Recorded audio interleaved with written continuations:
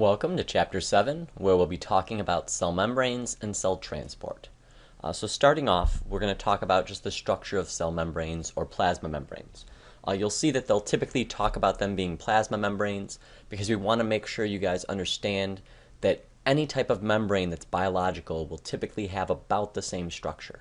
Now we will talk about the fact that they're not identical. You can't just interchange any membrane for any other membrane, but they are going to be very similar even if not exactly the same. So starting off, they're all going to kind of follow some basic patterns. The first is they're going to be something that we'll call selectively permeable. Now this is just a really fancy term for essentially saying some stuff can come in, some stuff can't. So it's kind of like the bouncer at a club where it kind of looks at it and decides, all right, should you be able to come in or not? In this case, it's going to be based upon chemical properties. It can't look at you and say, oh yeah, you're pretty, you can come in, or you're rich. Ultimately, it's going to look at it and it's going to base this largely upon size.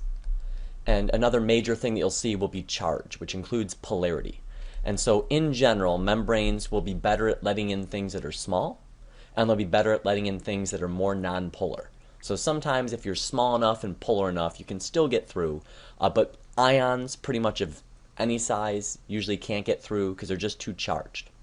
And the reason for this comes down to the amphipathic nature of the cell membrane.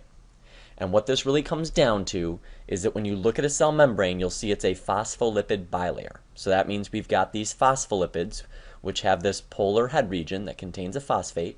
We'll leave it at that. I'll keep things simple. And then it's got two fatty acid tails that are coming down. So this is really just a modified triglyceride or triglycerol, depending on what you want to call it, where instead of having that third tail, it replaced that third fatty acid tail with a phosphate group. So that was what I was going to bring up before. That's just the idea of how we get this. So once we've got this head region, this glycerol, modified glycerol region, is going to ultimately be polar. And so that means that it's going to be hydrophilic. It's not going to mind water.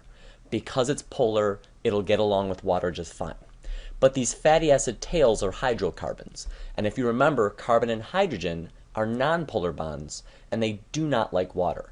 So this middle region where we've got two sets of fatty acid tails, one from the top row, one from the bottom row of phospholipids, this one is going to be nonpolar, so this one ultimately is going to be hydrophobic. It's going to not want to be near water. So that's why this phospholipid bilayer is so stable, because we can have water on the outside of the cell, and we can have water on the inside of the cell, and on either side, what the water is seeing is these hydrophilic or these polar heads, which are fine with this. But in the middle part, they're then kind of isolated. They're protected from the water by those heads. Those provide like a buffer.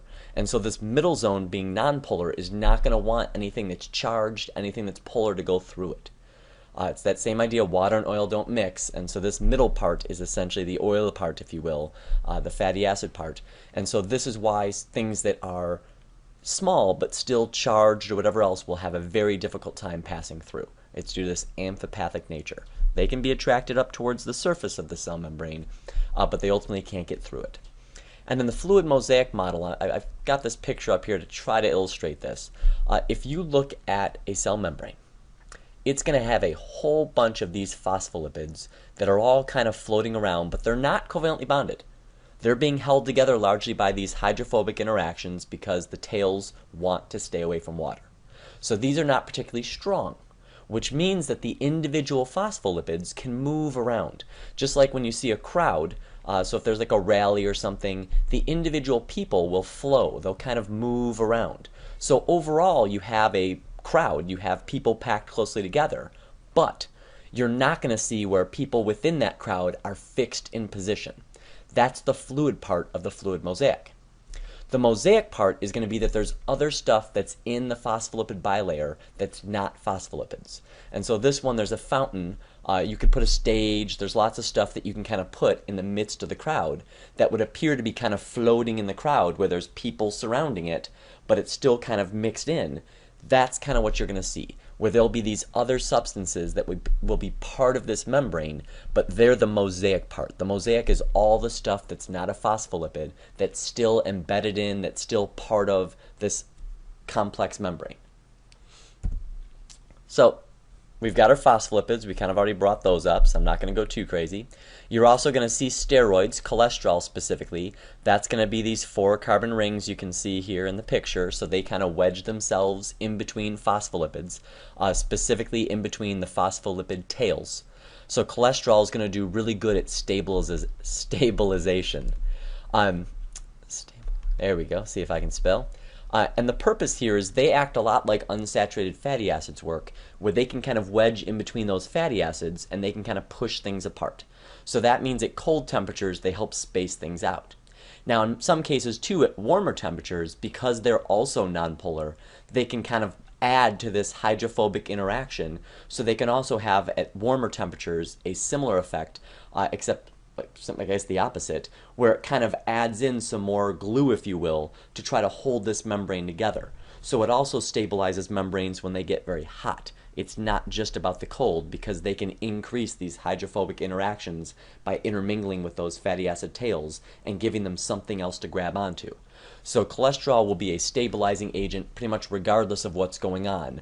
It's a very useful stabilizing agent. So don't victimize cholesterol for everything. It's actually very useful for our cell membranes. Beyond that, we've got the rest of the mosaic part, right? And that's typically going to be proteins is the number one thing. And with proteins, we'll typically see 2 types. You have integral proteins, many of which are called transmembrane because they ultimately kind of pass through the whole membrane. So if you look at this protein, it's kind of like a nail that's been sunk into a board. And so this protein will actually pass through all of the membrane from the heads on one side to the heads on the other. And this is important because there's lots of stuff that can use these guys essentially for like transport, which we'll talk about coming up. You know, they can allow for certain functions that otherwise wouldn't work because the phospholipid bilayer doesn't like it. It doesn't want to allow something to pass. But by having these transmembrane proteins, it's like having a bridge or a tunnel. It gives you another avenue to get something across without having to essentially swim the river or go over the mountain.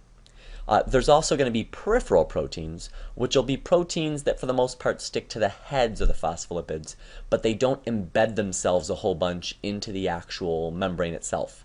And so you'll see they'll typically look like they're kind of just glued onto the outer part of the membrane. And so when you're looking at stuff that's peripheral proteins, you'll see that they tend to have purposes that are going to be more like signaling and things like that, where they don't have to go through the membrane. They just need to be in the location where something bumping into the membrane would come in contact with them. Kind of like you can put a label on a package. You don't have to put it in a package. As long as they can scan the label, it doesn't matter where it's at. It doesn't have to be embedded. And then lastly, which we'll talk about coming up too, carbohydrates. These are typically going to be those oligosaccharides we've brought up before, which are going to be short chains of monosaccharides that are strung together. And they'll typically be attached to either the phospholipids themselves, we'll call those glycolipids if they're attached to them, or they can be attached to proteins, which we'll call glycoproteins then. And so they'll serve a special function. Specifically, they'll serve a function that's largely like an ID tag, where we can read these carbohydrates, and based upon which carbohydrates are on the cell, it gives us a sense of, is the cell our cell? You know, it can send kind of a message and let us know what's going on. So this is useful for things like our immune system, because this is useful for some receptors, because they can then kind of get a feel for, okay, is this our cell? Is this a foreign cell? And they can react accordingly. It's kind of like your ID card at school. If you don't have the right ID card, then you get thrown out. In our case, in our body, if you don't have the right ID card, you probably get eaten by a white blood cell. Okay, protein function. So these are the jobs that we're going to see. So proteins will function in transport, which we'll talk about during cell transport a little bit later. And so especially those transmembrane proteins will sometimes have channels, or sometimes we'll call them carrier proteins or pumps, where they can change shape. And so they can bring things into or out of the cell that otherwise couldn't get in. So you'll see a lot of times these transport proteins will be used for things like ions, because ions do not get along with the phospholipid bilayer. They can also be used for some slightly larger things that we have that are polar, that would not come in elsewise, but they're going to kind of take the place of things that otherwise could not pass through the phospholipid bilayer. Next, we've got enzyme activity. So you will have during cell respiration, during photosynthesis, some of the enzymes that we use will be embedded in the membrane. There's a variety of reasons for this that we'll get into more later. Some of it involves gradients. Sometimes it's just a location because you need a bunch of enzymes to be really close to each other because you have a multi-step process. But you will see that plenty of enzymes will be embedded in the membrane or embedded onto the membrane. Depending on the enzyme specifically, it may or may not need to actually pass through the membrane itself. Communication. So we already talked about that you have some of these glycoproteins that can be used to kind of send a signal, if you will, that can be used to advertise kind of who you are. You can also have receptors that are proteins that can read those things, that can receive various chemicals either from cells they touch or from things far away like hormones that might come from your brain, but yet your big toe can still have receptors and pick up those hormones from the blood and I'll say decide, even though it's a chemical process, but kind of decide what to do with it. And then lastly, we've got a whole bunch of stuff for connections, where some of these proteins can be used as part of what we call the extracellular matrix, where you can connect various proteins to each other to kind of hold your cells together. So this would be kind of like loosely holding them together. So you still got plenty of flex and such. We've got proteins like collagen that do this. That's the stuff that keeps your skin taut. As you get older, you tend to have kind of a loss of some of that collagen, so you tend to wrinkle, you tend to have your face sag, and that's why if you look up facial creams or body creams that are meant to get rid of wrinkles, they'll oftentimes say they have collagen in them. I don't know that rubbing collagen on you will actually somehow make it absorb into your body and get used, but they do sell it, and it is legitimate in the sense that collagen is used to make your skin tighter. It's just, I don't know if you know, for in terms of eating and such, you wouldn't normally just rub a steak on yourself and say, oh yeah, this will work. You would normally have to ingest it. I'm not suggesting you ingest your facial cream. I'm just saying that I don't know that ultimately collagen, regardless of what you do, is going to just suddenly pop up in your skin. I'd have to see studies on that, but you can always be a little bit skeptical of some of those things. They sometimes stretch what's a fact and kind of adjust it to fit their needs as far as how you can manipulate that fact, if you will. They'll also have connections where some of these guys will connect to other proteins that are immediately right there on other cells that are part of the other cell's cell membrane. So by doing this, you can connect cells very tightly. So this is useful in areas where you want it to be watertight. So like in certain parts of plants and such, they want to get these guys all kind of welded together, literally, or riveted together. And so they can use these proteins to connect them between the cell membranes. You can do this in animal cells too, and it makes them very tightly held together so it's harder for fluid and such to pass through. So it allows for us to do some interesting structuring within our body by using these connections to either hold cells together loosely or very tightly, for a variety of purposes based upon what tissue we're talking about. Obviously, some tissues want much more flex. Some tissues are around fluids where they want to make sure it's not going to leak around. If you've got like the urethra, blood vessels, they'd probably want to be sealed a lot more in terms of how those guys connect, so you're not leaking too much fluid out. Versus you've got other stuff like skin and that you want to be fairly flexible so it doesn't tear if there's pressure applied to it. It has some give. So there's a whole bunch of stuff that we can use these proteins for. So don't assume that they're kind of one-dimensional. This is why the mosaic part is such a big deal, because while membranes overall are very similar with some cholesterol, phospholipid bilayer, and then some proteins and carbs mixed in, the idea of which proteins especially, and to a lesser extent which carbs, really details whether or not that cell can function in the task it's given. I mean, it can be something where it's going to be metabolic in terms of that membrane, like the inner membrane of the mitochondria, or it could be one that's much more transport, which would be something like the nerve cell or a neuron. It would be like their membranes because they do a lot of accepting signals and releasing signals.